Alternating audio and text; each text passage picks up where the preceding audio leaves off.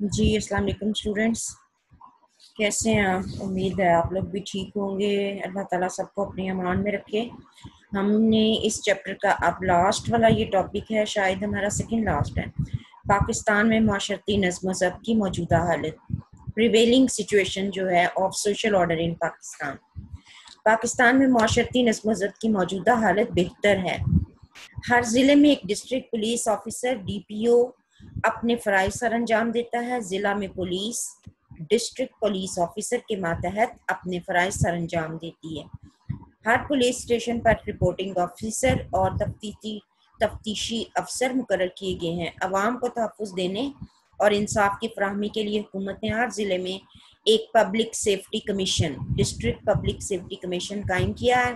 ملک میں معاشرتی نظم و ضبط کی جڑیں مضبوط ہے اور امن و امان قائم ہے۔ اچھا، اس پیراگراف میں کوئی مشکل بات نہیں ہے، صرف یہی ہے کہ انہوں نے بتایا پاکستان میں کہ سچویشن جو ہے لا اینڈ آرڈر کی بہت بہتر ہے دوسرے ممالک کی نسبت جو ڈیولپنگ کنٹریز ہیں۔ تو وہ انہوں نے بتایا کہ ہمارے یہاں پاکستان میں ہر ضلع پہ جو پولیس ہے وہ ڈسٹرکٹ پولیس آفیسر کے ماتحت کام کرتی ہے، اور ایک پولنگ اسٹیشن میں جو ہے وہ کہتے ہیں رپورٹنگ آفیسر بھی ہوتا ہے، اور کچھ جو ہے وہ تفتیشی آفیسرز ہوتے ہیں، انویسٹیگیٹنگ آفیسرز ہوتے ہیں، کچھ اور عملہ ہوتا ہے جو کہ عوام کو تحفظ اور انصاف فراہم کرتے ہیں۔ اس کے علاوہ انہوں نے کہا کہ ایک پبلک سیفٹی کمیشن بھی قائم کیا ہوا ہے کہ جس کی وجہ سے لوگوں کو جو ہے وہ انصاف مہیا ہوتا ہے اگر وہ رجوع کرتے ہیں پولیس والوں سے۔ اچھا، اب انہوں نے کہا ہے کہ جی فلاحی ریاست میں بتائیں کہ حصول انصاف کے لیے اسلامی اقدار کا کیا کردار ہے۔ ٹھیک ہے، فلاحی ریاست میں یعنی فلاحی ریاست وہ ہوگی جیسے ہماری ویسے تو ڈیولپڈ کنٹریز میں بھی ہوتی ہے لیکن ایک اسلامی ریاست میں بھی، تو وہ کہتے ہیں کہ حصول انصاف کے لیے کیا وہاں پر ویلیوز ہے، role of Islamic values in a welfare state of for maintaining justice. اسلام کسی جامد شے کا نام نہیں، جامد یعنی کوئی چیز رکی ہوئی جس میں حرکت نہ ہو، جامد شے کا نام نہیں بلکہ دین اسلام حرکت و انقلاب سے عبارت ہے۔ جناب رسالت مآب صلی اللہ علیہ وآلہ وسلم تاریخ انسانیت میں وہ واحد شخصیت ہیں جنہوں نے دین اور دنیا میں اپنے لیے جن مقاصد کا تعین کیا انہیں اپنی زندگی میں انتہائی کامیاب طریقے سے حاصل کیا۔ ان کی ذات اقدس میں بہترین نمونہ عمل موجود ہے۔ انہوں نے یکم ہجری کو مدینے میں ایک ایسی اسلامی فلاحی ریاست کی بنیاد رکھی جس کی مثال ملنا مشکل ہے۔ ایک فلاحی ریاست میں اسلامی قوانین کا نفاذ عمل میں لایا جاتا ہے، آزادی، معاشرتی انصاف، مساوات اور جمہوری نظام کے صحیح خد و خال اپنانے کے لیے عمال اور حکام کا عمال یعنی جو مقرر ہوتے ہیں افراد کسی بھی خزانے میں یا فائنینشیل جو انسٹیٹیوٹ ہے اس میں اس کا ذمہ دار ہونا ضروری ہے تاکہ وہ اپنے فرائض، دیانت، امانت، رواداری اور انسانی دوستی کا ثبوت دیتے ہوئے سر انجام دیں۔ قومی خزانے کا استعمال امانت سمجھتے ہوئے کریں، ریاکاری اور مصلحت سے کام نہ لیں، اپنی ذمہ داریاں ذاتی لالچ اور طمع سے بے نیاز ہو کر عبادت سمجھ کر ادا کریں۔ اچھا، اس پیراگراف میں بھی دیکھیں آپ، اگر آپ کو یہ کوشچن آتا ہے کہ ایک فلاحی ریاست میں جو ہے وہ حصول انصاف کے لیے اسلام نے کیا ویلیوز جو ہیں وہ ایلوکیٹ کی ہیں، یا اسلام میں کیا ویلیوز ہیں جو کہ ایک فلاحی ریاست کے لیے ہونا ضروری ہے، تو اس میں آپ نے صرف ایک پیراگراف میں آپ نے یہ بتانا ہے کہ ہمارا جو اسلام مذہب ہے وہ کوئی جیسے انہوں نے لکھا ہے کہ جامد شے نہیں ہے، کہ رکا ہوا نہیں ہے، اس میں وقت کے ساتھ ساتھ تبدیلیاں ہوتی رہتی ہیں۔ جیسے ہمارے ہاں وہ ہے نا، آپ نے اسلامی قوانین کبھی پڑھے ہوں، قانون بنانے کے لیے جو ہمارے سورسز ہیں وہ قرآن پاک، آپ کو پتہ قرآن پاک ہے، ہمارے پاس سنت رسول صلی اللہ علیہ وآلہ وسلم ہے، تو ان کے علاوہ پھر اجماع، قیاس اور اجتہاد، یہ آپ نے کبھی سنے ہوں کہ یہ ہمارے نا اسلامی قوانین بنانے کے لیے یہ سورسز ہیں۔ تو ان سورسز کی وجہ سے ہی انہوں نے کہا ہے کہ اسلام حرکت و انقلاب سے عبارت ہے، یعنی وقت کے ساتھ ساتھ دیکھو اسلامی ریاستوں میں انقلابات آتے ہیں، کچھ بہت سارے مسائل اور ایسے آ جاتے ہیں کہ جن کی بارے میں کوئی پہلے سے جو ہے وہ کوئی مثال قائم نہیں ہوتی یا کوئی کیس ایسا نہیں ہوا ہوتا کہ جس کی وجہ سے وہاں سے جو ہے ہیلپ آؤٹ وہ کر لیں. تو لیکن جو ہے اجماع، قیاس اور اجتہاد، یہ تین ہمارے پاس ایسے سورسز ہیں کہ جن میں جو فقہ اور ہمارے جو حدیث کے علماء ہیں، جو ماہر ہیں فقہ اور حدیث کے، وہ لوگ جو ہیں وہ نئے نئے مسائل کو مد نظر رکھتے ہوئے جو پرانے اسلامی قوانین ہیں اور جو قرآن پاک سے اور جو اسلامی ریاست کے اندر جو کورٹس قائم ہیں، جو عدالتیں قائم ہیں، ان میں اگر کوئی پریسیڈنٹ ایسی نہیں ہے، جو مثال کوئی ایسی نہیں ہے کہ جس کی وجہ سے اس ہیلپ مل سکے، تو وہ پھر اپنی سمجھ بوجھ کے مطابق جو فقہ اور حدیث کے ماہر ہوتے ہیں وہ اس مسئلے کو، جو کہ نیا مسئلہ اگر کوئی جو ہے سامنے آیا تو اس کے لیے اس کا حل تلاش کرتے ہیں. تو یہاں پر لکھا، اور ساتھ انہوں نے یہ بھی بتایا کہ دین و دنیا کے لیے جن جن مقاصد کا تعین کیا ہے تو اسلامی ریاست میں لوگ جو ہیں وہ انہی مقاصد کے تحت زندگی اپنی بسر کرتے ہیں، اور پھر انہی قوانین کے مطابق جو کہ ہمیں اسلام نے مہیا کیے ہیں ان کے مطابق عمل کرتے ہوئے زندگیاں گزارتے ہیں. اور وہاں پر اسلام نے دیکھیں آزادی، مساوات اور معاشرتی انصاف بالکل خد و خال ہمارے ہاں کریکٹرسٹکس موجود ہیں. حضور پاک صلی اللہ علیہ وآلہ وسلم نے فرمایا کہ تم میں سے ہر ایک کی حیثیت ایک گدڑیے کی ہے جو اپنے ریوڑ کی حفاظت تحفظ کا ضامن ہے. گدڑیا یعنی وہ شخص جس کے پاس بہت ساری بکریاں ہو نا، تو وہ جو اپنے ریوڑ کے تحفظ کا ضامن ہے. حکومت کی حیثیت بھی یہ گدڑیے کی سی ہے جو ریوڑ کی چوکیدار ہے. آپ صلی اللہ علیہ وآلہ وسلم نے مزید فرمایا کہ حکومت اس کی سرپرست ہے جس کا کوئی سرپرست نہ ہو. اسلامی اقدار کی خاطر حضرت عمر رضی اللہ تعالیٰ عنہ رات کو گلیوں کا چکر خود لگاتے تھے تاکہ عوام کی پریشانیوں کا جائزہ لیا جا سکے. رات کے وقت آپ صلی اللہ علیہ وآلہ وسلم اپنی پیٹھ پر غلہ لاد کر ضرورت مندوں کے گھر پہنچاتے تھے. عدل و انصاف کی حاکمیت اور معاشرتی نظم و ضبط کا عمدہ نمونہ ہمارے خلافت راشدہ کے دور میں بھی پیش ہوتا رہا. ہر اسلامی دور میں انصاف کے میدان میں دیکھیں اسلامی اقدار کی قندیلیں روشن ہیں. اسلامی تاریخ بے شمار ایسی مثالوں سے لبریز ہے کہ ایک بار حضرت عمر رضی اللہ تعالیٰ عنہ نے فرمایا کہ زید رضی اللہ تعالیٰ عنہ قاضی نہیں ہو سکتے جب تک کہ عمر رضی اللہ تعالیٰ عنہ اور ایک عام مسلمان ان کے نزدیک برابر نہ ہوں. یہ فکرہ آپ صلی اللہ علیہ وآلہ وسلم نے اس وقت کہا، یہ میں نے صلی اللہ علیہ وآلہ وسلم کہہ دیا، یہ رضی اللہ تعالیٰ عنہ یعنی یہ حضرت عمر رضی اللہ تعالیٰ عنہ کے بارے میں بات ہو رہی ہے. یہ فکرہ آپ رضی اللہ تعالیٰ عنہ نے اس وقت کہا جب آپ رضی اللہ تعالیٰ عنہ ابن ابی کعب کے خلاف حضرت زید رضی اللہ تعالیٰ عنہ کی عدالت میں پیش ہوئے تھے. حضرت شاہ ولی اللہ رحمۃ اللہ علیہ محدث دہلوی نے فرمایا کہ عمدہ امن عمدہ نظام عدل کی بنا پر قائم ہے، اور قیام عدل ہی ریاست کا سب سے بڑا فرض ہے. مسلمان فلاسفر اور فقہ کا فیصلہ ہے کہ کافر منصف حکمران مسلمان ظالم حکمران سے بہتر ہے. اسلامی تاریخ سے دی گئی مثالیں اس بات کی ترجمانی کرتی ہیں کہ انصاف اور معاشرتی نظم و ضبط کے قیام کے لیے اسلامی اقدار رہنما اصولوں پر کام سر انجام دیتی ہے. ٹھیک ہے، اس پورے پیراگراف میں دیکھیں بس خلفائے راشدین اور حضور صلی اللہ علیہ وسلم کی مثالیں انہوں نے دی ہیں، اور ساتھ یہ دیکھیں خاص طور پر حضرت عمر رضی اللہ تعالیٰ عنہ کے بارے میں انہوں نے کہا کہ جب وہ حضرت زید رضی اللہ تعالیٰ عنہ کی عدالت میں گئے تو آپ نے ابن ابی بن کعب کے خلاف جو ہے، مطلب دونوں ایک کٹہری میں حضرت عمر رضی اللہ تعالیٰ عنہ تھے اور دوسری طرف یہ تھے ابن ابی کعب، تو ان کے دونوں کے بارے میں پھر انہوں نے کہا کہ اگر زید بن رضی اللہ تعالیٰ عنہ جو ہے وہ ہم دونوں کے مساوی ہم دونوں کو حیثیت سے نہیں جانیں گے تو تب تک وہ انصاف نہیں کر سکتے. پھر حضرت شاہ ولی اللہ کا یہ کوٹیشن ایک دی ہے کہ عمدہ امن جو ہے وہ عمدہ نظام عدل کی بنیاد پر ہے. ٹھیک ہے بچوں، اب آگے دیکھتے ہیں کیا ہے آپ کی بک میں پاکستان میں پولیس کا کردار کیا ہے، رول آف پولیس ان پاکستان. آگے یہ کچھ پوائنٹس ہیں، میرا خیال ہے یہ دیکھتے ہیں کتنے ہیں ہمارے پاس. یہ 10 پوائنٹس ہیں، جلدی سے ان کو پڑھ لیتے ہیں تاکہ آج ہمارا یہ کوسچن جو ہے ٹاپک ہمارا ختم ہو جائے. اچھا، پاکستان میں پولیس کی ذمہ داریاں بڑی وسیع ہیں. ہر صوبے میں ایک پولیس کا نیٹ ورک موجود ہے جسے صوبائی حکومت کنٹرول کرتی ہے.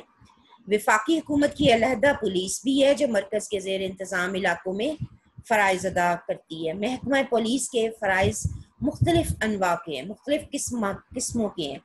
ان کی نوعیت نہایت حساس ہے، کئی شعبے قائم ہیں جو محکمے کے مختلف اقسام کے فرائض نبھاتے ہیں۔ پولیس اگر پوری طرح چوکس ہوگی تو عوام اطمینان اور سکون سے زندگی بسر کرتے ہیں۔ آگے کچھ فرائض ہیں وہ ہم پڑھ لیتے ہیں۔ جی پہلے ہے کہ پولیس کا کیا فرض ہے کہ امن و امان کا قیام۔ پولیس کا اہم ترین فریضہ امن و امان کا قیام کرنا ہے، عوام کی جان و مال، عزت و آبرو کی حفاظت۔ ان کی ذمہ داری ہے کہ عوام کو مکمل تحفظ دیں، سماج دشمن عناصر جو ہیں ان کی زیادتیوں سے لوگوں کو محفوظ رکھیں، اور اگر پولیس امن و امان کو یقینی بنانے میں کامیاب ہو جاتی ہے تو آپ دیکھیں زندگی کے ہر شعبے میں سکون رہے گا، اور پھر لوگ جو ہیں وہ ملک کے لیے ترقی کرتے رہیں گے۔ جرائم پر کہتے ہیں کنٹرول رکھتی ہے پولیس کے ریاست میں رائج قوانین پر عمل و درآمد کرانا، غیر قانونی سرگرمیوں سے معاشرے کو پاک رکھنا پولیس کی ذمہ داری ہے۔ وہ چوری، ڈاکے، اغوا، اسمگلنگ، ڈکیتی، جوا اور ایسے بہت سارے دوسرے جرائم کی روک تھام کے لیے بھی مصروف عمل رہتی ہے۔ مجرموں کو پکڑتی ہے، قانون کے مطابق عدالتوں سے انہیں سزا دلواتی ہے۔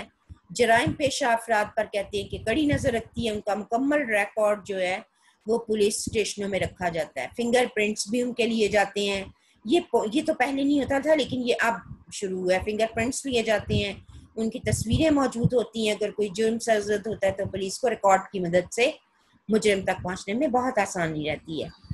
پھر انہوں نے کہا جی کہ دہشت گردی کی بھی یہ روک تھام کرتی ہے۔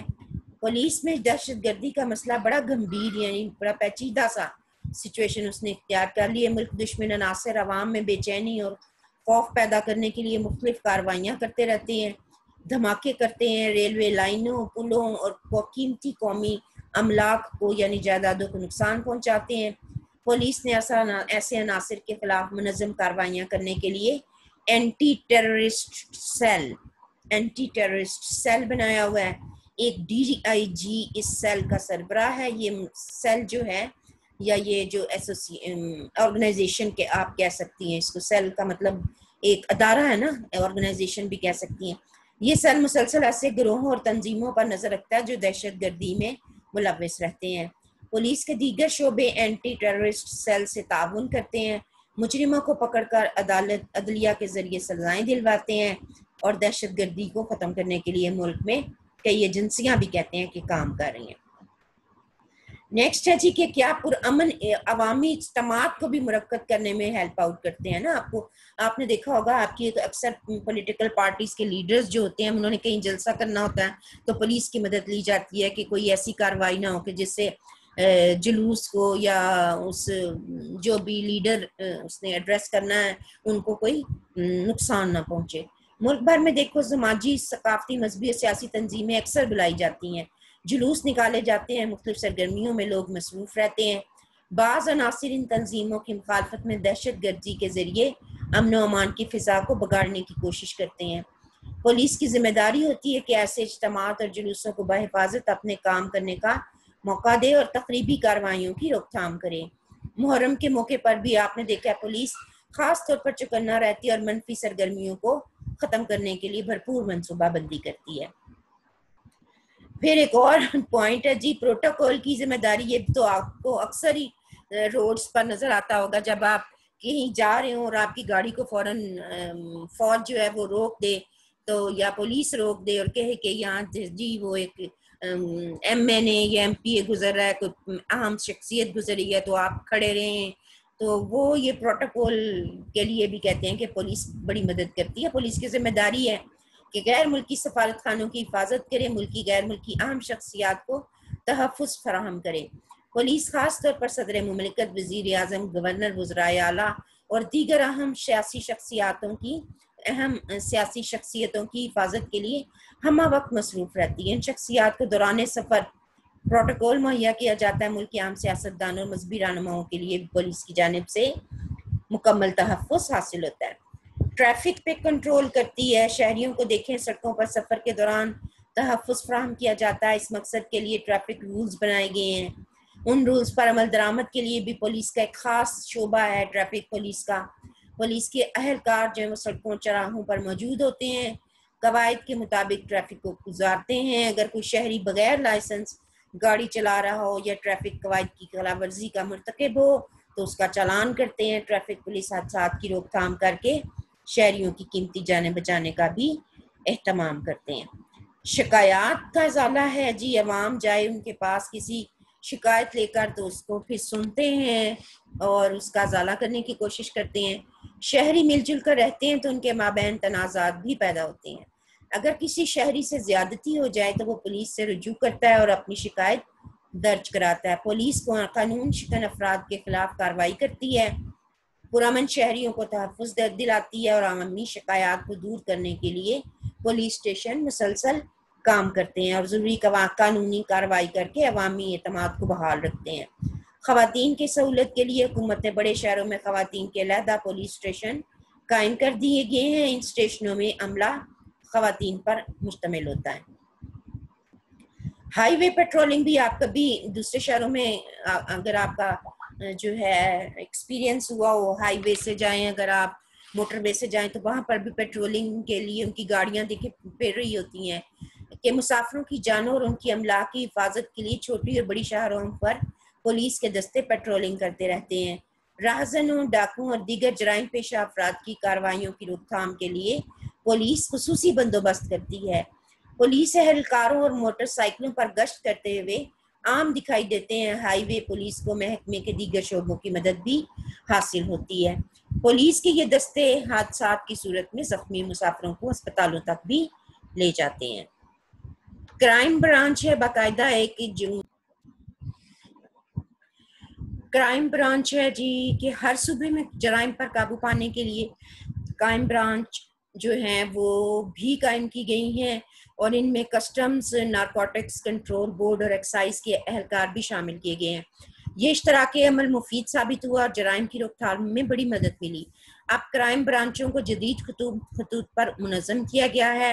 برانچ کا سربراہ DIG کہلاتا ہے اور برانچ میں فنگر پرنٹس بیورو اور ایک سائنس لیبارٹری قائم کی گئی ہے. کرائم برانچ کاروں کی چوری اور بینکوں میں ڈکیتی کی روک تھام بھی کرنے کی کوشش کی جاتی ہے. اچھا، ایک ہے جی حکومتی محکموں کی امداد بھی ہے کہ مرکزی اور صوبائی حکومت کے مختلف محکموں مثلا مال، ایکسائز، کسٹم، آبپاشی، ریلوے، جیل خانہ جات نیز میونسپل اداروں کو بعض اوقات پولیس کی امداد کی ضرورت پڑتی ہے. یہ محکمے محصولات کے حصول کے لیے پولیس کا تعاون حاصل کرتے ہیں. محکمہ ریلوے کا پولیس کا شعبہ الگ موجود ہے لیکن وہ بھی صوبائی پولیس کی اعانت یعنی مدد سے اپنے فرائض سر انجام دیتا ہے.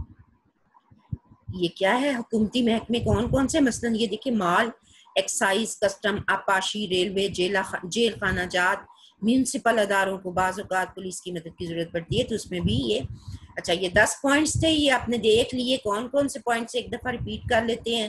یہ دیکھیں پولیس کیا کرتی ہے؟ امن و امان کا قیام کرتی ہے، جرائم پر کنٹرول کرتی ہے، دہشت گردی ختم کرنے کی کوشش کرتی ہے اور اگر کوئی اجلاس یا اجتماعات ہو رہے ہوں تو ان کی بھی نگرانی کرتی ہے اور اہم شخصیات کو پروٹوکول فراہم کرتی ہے، ٹریفک کنٹرول کرتی ہے، عوام کی شکایات کا ازالہ کرتی ہے اور ہائی وے پہ پیٹرولنگ کرتی ہے، آپ کی مدد کے لیے موجود ہوتی ہے. کرائم برانچز قائم کی گئی ہیں جس کی وجہ سے کرائمز کو کنٹرول کرنے میں آسانی ہوتی ہے. اور اسی طرح حکومتی بہت سے محکمے ہیں جن کی ہیلپ آؤٹ کے لیے جن کو ہیلپ آؤٹ کرتی ہے پولیس. یہ ہمارا چیپٹر جی بچوں اینڈ ہو گیا ہے. اب اس میں کوسچنز جو ہیں وہ انشاءاللہ تعالی ہم اپنے نیکسٹ لیکچر میں کریں گے اور ساتھ ہی ہم اپنا 5th چیپٹر جو ہے وہ سٹارٹ کر دیں گے. ٹھیک ہے، تو آج ہم اتنا ہی رکھتے ہیں. اپنا بہت سارا خیال رکھیے گا. اللہ حافظ.